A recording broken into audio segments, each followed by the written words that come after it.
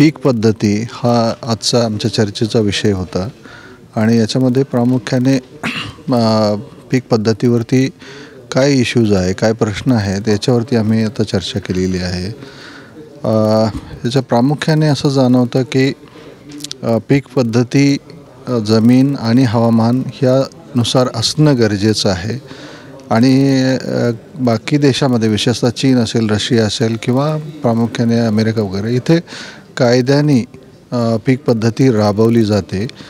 एक राज्य आणि ठराविक 4-5 पिकं अशी ती पीक पद्धती आहे। त्या दृष्टीने समजा सोयाबीन असेल, कापूस असेल किंवा ऊस असेल किंवा आणखी इतर काही कांदासारखी पिकं असतील, ठराविक पिकं आणि एक राज्य आणि 4-5 पिकं असं जर झालं तर तिथे उद्योगधंदे, त्याला लागणारे इनपुट्स, त्याचं होणारं प्रोसेसिंग आणि इतर सगळ्या व्यवस्था आपोआप तिथे निर्माण करता येतात, करणं सोपं जातं। हे त्या देशामध्ये शक्य आहे कारण त्यांची राज्यव्यवस्था ती तशी आहे।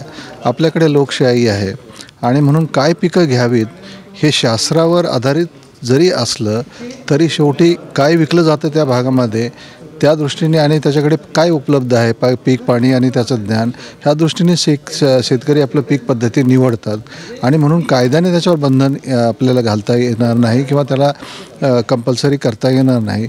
परंतु जमिनीचा प्रकार, उपलब्ध पाणी, बाजारपेठ या दृष्टीने त्याचं जर संबोधन केलं, त्याच्यामध्ये जनजागृती केली तर काही भागामध्ये पीक पद्धती त्या प्रकारे निर्माण होईल असं एक वाटतं। उदाहरणार्थ मराठवाडा असेल, मराठवाड्यामध्ये काळी जमीन आहे, पावसाचं प्रमाण तसं कमी आहे आणि म्हणून कापूस, नंतर सोयाबीन आणि तूर वगैरे ह्या पद्धती विकसित होणं गरजेचं आहे। म्हणून भौगोलिकदृष्ट्या पीक पद्धतीवरती बंधन आणणं किंवा निदान जागृती करणं हे महत्त्वाचं आहे। दुसरं, जिथं बागायती क्षेत्र आहे तिथं कंपल्सरी म्हणजे कायद्यानेच सूक्ष्म सिंचनाचा वापर होणं गरजेचं आहे असं आमच्या ह्या ग्रुपला वाटतं। जिथं पाणीच उपलब्ध नाही, केवळ जिरायतावर शेती अवलंबून आहे आणि प्रामुख्याने महाराष्ट्रात ती जास्त आहे। आज फक्त 13% सिंचन आपल्याकडे उपलब्ध आहे। सगळ्या योजना आपण एकत्रित केल्या, वॉटरशेड डेव्हलप केले, धरणांचा वापर केला तर हे पाण्याखालचं क्षेत्र 56% जाऊ शकतं, पण आज तशी परिस्थिती नाही, फक्त 13% पाणी जातं। प्रश्न असा आहे की ते 13% क्षेत्राचं दिलं जाणारं जे पाणी आहे त्याचा वापर आपण कसा करतो? सर्व पाणी हे जवळपास 90% ऊसासारख्या पिकाला जात आहे, मग इतर पिकाला किती पाणी राहत आहे आणि म्हणून पीकनिहाय पाण्याचं नियोजन होणं गरजेचं आहे।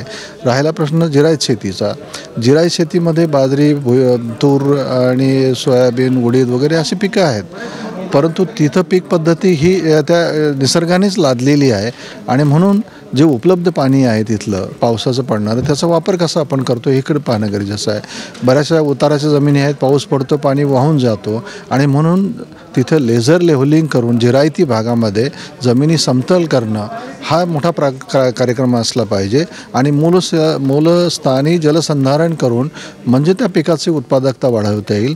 जिरायत भागामध्ये निदान फार्म पॉन्ड तयार करून उपलब्ध पाणी समजा लाईफ सेव्हिंग इरिगेशन द्यायचं असेल तर त्याचा ह्याच्यामध्ये उपयोग होऊ शकतो। ह्या 2-3 महत्त्वाच्या सूचना आम्ही इथे केलेल्या आहेत।